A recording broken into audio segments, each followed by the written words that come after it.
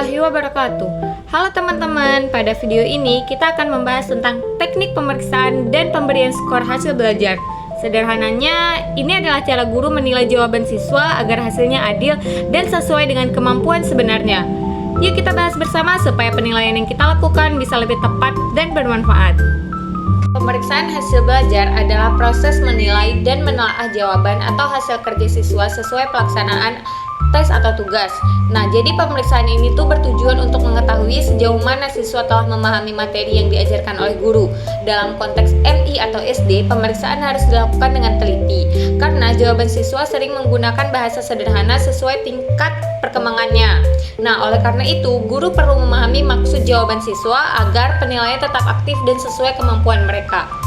Nah, selanjutnya yaitu tujuan pemeriksaan hasil belajar. Pemeriksaan hasil belajar dilakukan untuk mengetahui tingkat penguasaan siswa terhadap materi pelajaran. Selain itu, pemeriksaan bertujuan untuk memastikan kebenaran jawaban siswa, menghindari kesalahan dalam penilaian, serta memberikan umpan balik kepada siswa. Bagi guru, hasil pemeriksaan dapat digunakan sebagai bahan evaluasi untuk memberikan metode dan strategi pembelajaran agar lebih efektif di masa mendatang. Nah, selanjutnya adalah langkah pemeriksaan jawaban siswa. Nah, langkah pertama dalam pemeriksaan adalah menyiapkan kunci jawaban atau rubrik penilaian yang jelas. Selanjutnya, guru memeriksa jawaban siswa satu persatu secara konsisten dan teliti.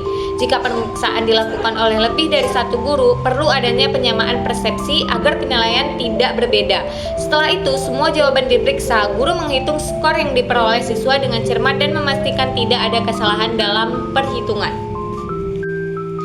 Selanjutnya adalah pemberian skor.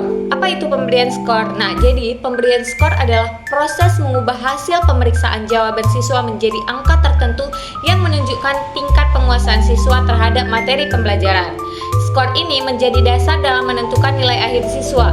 Dengan adanya skor, hasil belajar siswa dapat diukur secara kuantitatif dan mudah dibandingkan antara siswa maupun dengan standar ketuntasan yang telah ditetapkan. Prinsip-prinsip pemberian skor. Pemberian skor harus dilakukan secara objektif, yaitu berdasarkan hasil kerja siswa, bukan perasaan guru. Penilaian juga harus adil, artinya semua siswa dinilai dengan standar yang sama.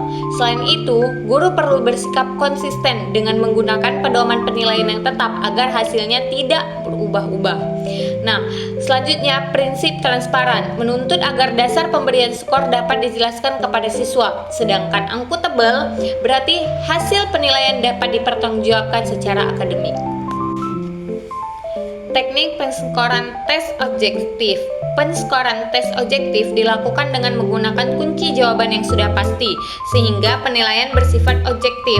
Jika jawaban yang benar diberi skor 1, sedangkan jawaban yang salah diberi skor 0. Skor akhir diperoleh dengan menjumlahkan seluruh jawaban yang benar. Contohnya, jika siswa menjawab benar 28 dari 30 soal, maka skor yang diperoleh adalah 28.